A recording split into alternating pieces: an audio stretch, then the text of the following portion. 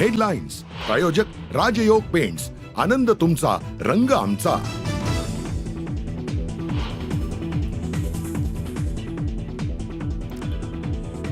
सरपंच संतोष देशमुख हत्या प्रकरणी मोठी कारवाई. हत्या प्रकरणातील सर्व आरोपींवरती मकोका.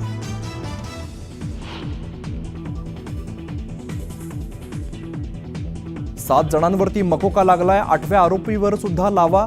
सुरेश धसांची मागणी. आकाचा आकाही बिनभाड्याच्या खोलीत जायला पाहिजे, धसांचं वक्तव्य.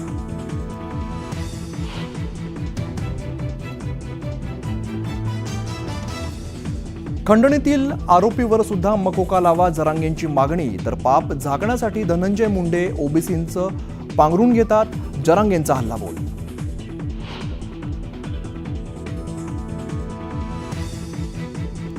धनंजय मुंडेंना मंत्रिमंडळातून काढा, दुसरा कोणाला संधी द्या, सुरेश धसांची अजित पवारांकडे पुन्हा मागणी.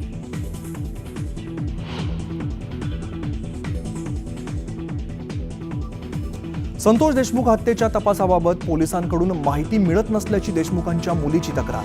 मोर्चात बोलताना वैभवीला अश्रू अनावर.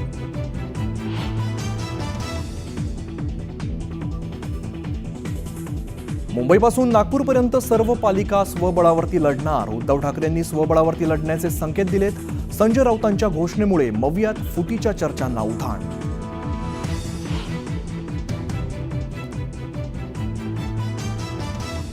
महाविकास आघाडी राहील की नाही याकडे आमचं लक्ष नाही. महाराष्ट्राला प्रगतीकडे नेण्याचा आमचा प्रयत्न. ठाकरे गटाच्या स्वबळाच्या घोषणेवरती फडणवीसांची घणाघाती टीका.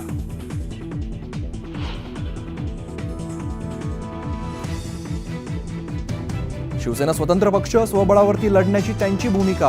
आमची वरिष्ठ नेत्यांसोबत चर्चा करून निर्णय घेणार, काँग्रेसच्या वर्षा गायकवाडांची माहिती.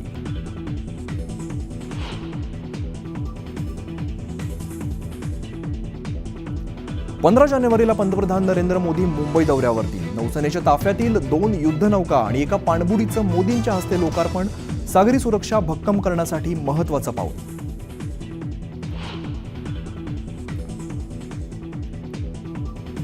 आणि येळकोट जय मल्हारच्या गजरात. पालीच्या खंडोबा यात्रेला सुरुवात. हजारो भाविक दर्शनासाठी दाखल. मंदिर परिसरात आकर्षक सजावट.